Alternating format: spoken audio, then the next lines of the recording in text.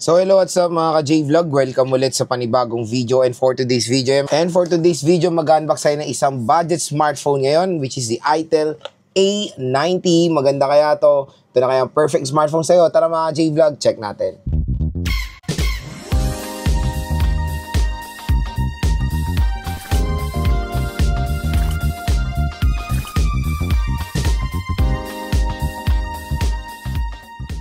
So yun mga ka-J-Vlog, shoutout sa nakanood ng ating first impressions dito sa Itel A90. Ayan na po, i-unbox na rin natin siya dito sa ating YouTube channel. At expect nyo marami pa tayong i-unbox sa mga budget smartphone. Siyempre, lalo na maraming mga consumers talagang naghahanap ng mura at pasok na mga budget smartphone. Mura at pasok sa kanilang budget. At yun nga, may re-recommend tayo ngayon which is si Itel A90. So, medyo magulo talaga ang SRP na itong device na to. Pero, papakita ko na lang kung magkano ko siya nabili online. At kung bibili nga kayo or mura na Itel A90 hanap nyo, i-click nyo na yan, View Products. Huwag nyo nang kalimutan yan, View Products. Click nyo na rin yan para ma-redirect kayo sa mura at bagsak presyo na Itel A90. So, yun nga.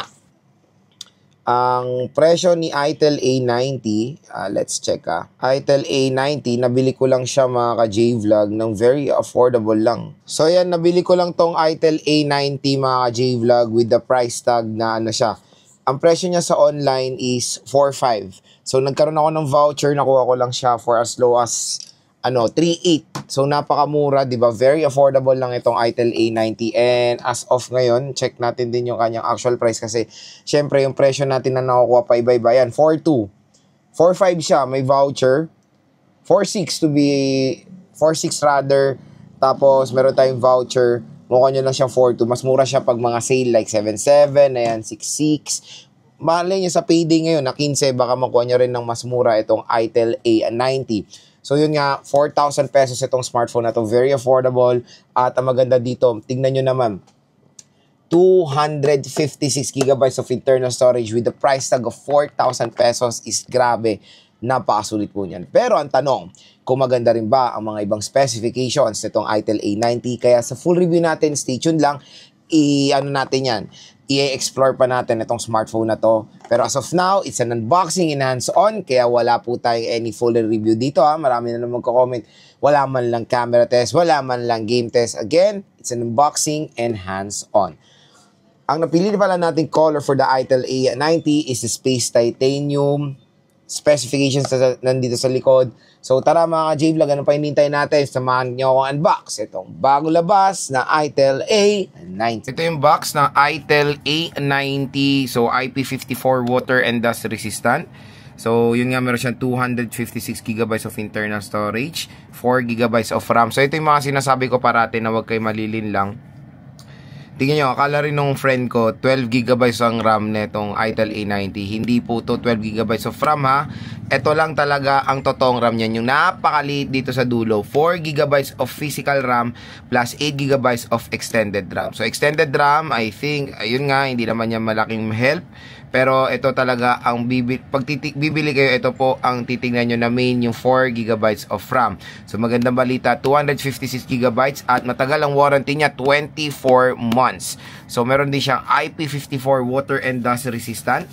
Sa likod naman, ito meron tayong trustworthy durability, 90Hz screen refresh rate, 6.6 inches dynamic display, 5K mAh battery with 15W fast charging rate, 13 megapixel super HDR camera, enhanced function, and joyful experience. So, check natin to. Open na natin.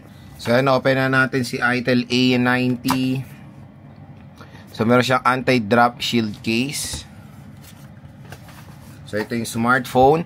So, again, na-open na to while receiving dahil syempre kailangan din natin maging mapanuri at natin to, video natin while unboxing it para, yun, sure din tayo. Even kahit na bumili na tayo sa online, maganda pa rin sure tayo sa bibilin natin. Ayan. So, again, bumili tayo sa trusted store or sa official store.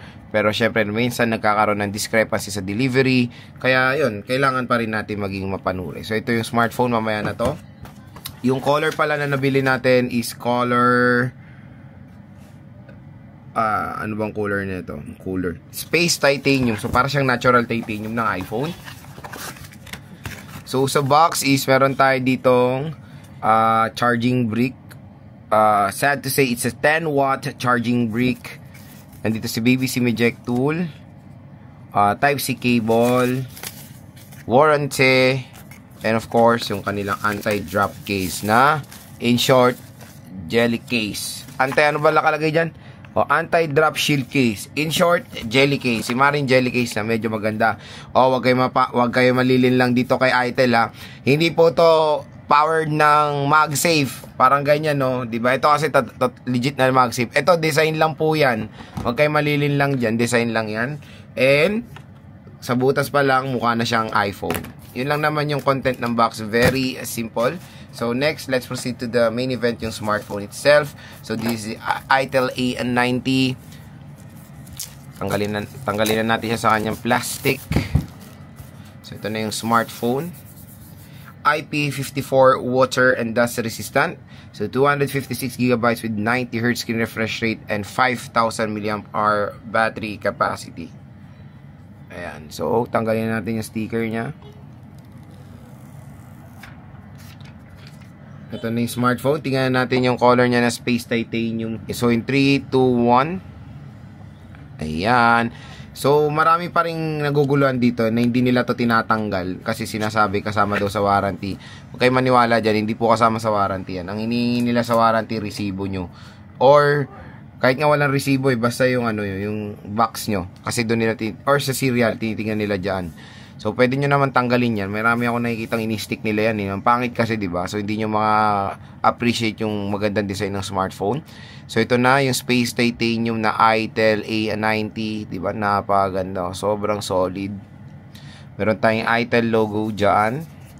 Triple rear camera setup ang itsura. Pero in reality, it's a dual rear camera system at sobrang glossy finish nung kanyang camera system dito. Kaya asahan nyo na sobrang prone to sa mga fingerprint smudges. So, meron tayo ditong camera. Ayan. So, flash. Matte finish ang frame, ang back cover niya. Plastic or polycarbonate. At yung frame niya is polycarbonate as well. So, dito sa right side is yung power button / fingerprint scanner and yung volume rocker. Sa taas wala. Sa left side is the SIM tray. Sa baba naman ng smartphone is the 3.5mm headphone jack, microphone, Type-C port at speaker grills. So open na natin. At yun nga, meron na siyang pre-installed na screen protector out of the box. So open na natin si Itel A90. Ayan, Itel powered by Android. Lagay na rin natin yung kanyang jelly case. Ayan. So, kabit nyo na si Marin jelly case para mas, yun nga, ma-protection na siya. Okay naman, pero sad to say, it's not a transparent jelly case, kaya hindi nyo makikita or may appreciate yung color ng bilhin yung smartphone.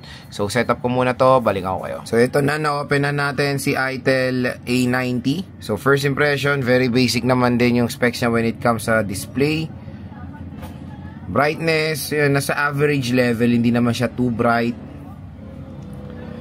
Display, so sad to say, sa notch display, medyo nagna-notch display pa rin pala si Itel, I thought, na sila puro punch hole na when it comes sa mga budget segment or even sa lahat ng mga smartphone sila. So may naka-notch pa rin pala. So display, bakit medyo medyo, let's check nga yung kanyang it's a Unisoc 7100, 256GB of internal storage, 5K battery, Android 14. So sad to say, hindi pa siya naka Android 15. So let's hope ma-update siya sa Android 15. Pero tingnan natin tingnan natin sa system update. Tingnan natin kung to. Kung wala, lang siya, para mga patches lang to Hindi siya Android 15 So, pa siya, wala pa siyang update for Android 15 as of now, July 2025. Sa display, refresh rate niya is up to 90Hz screen refresh rate. Ayan. So, yun mga ka-J-Vlog, yung Itel A90. When it comes sa display niya, yun, very basic lang naman siya. At HD plus 720p ang kanya resolution. So yun mga G-Vlog, nakita nyo na yung unboxing natin dito sa ITEL A90. Next naman is gusto ko magbigay ng first impression hands-on ko dito sa device na to. Unang-una, pag-usapan natin ang display. Ang display niya is malaki naman ang screen size niya, 6.6 inches. Medyo downside lang ang notch display for me talaga. Again, I don't know kung bakit pa nagda-notch display yung mga ibang smartphone, including ITEL. Kasi akala ko si ITEL, marami na rin kasi siyang mga, di ba? Marami na siyang mga budget smartphone na punch hole. I don't know bakit pa nila ginawang notch ang ITEL A90. Sana pinunch hole na lang nila. Sabihin nila na naman sa comment, wala namang bakit ba iritang-irita ka sa notch? Hindi naman po kasi sa iritang-irita. Yung kasi, yung reality dapat, di ba? Nasa modern design na tayo, kailangan na natin i-adapt yung mga modern design ng smartphones like punch hole. Notch display, sobrang tagal na nito, 2018, 2019 na design. Siyempre, mas better sa akin.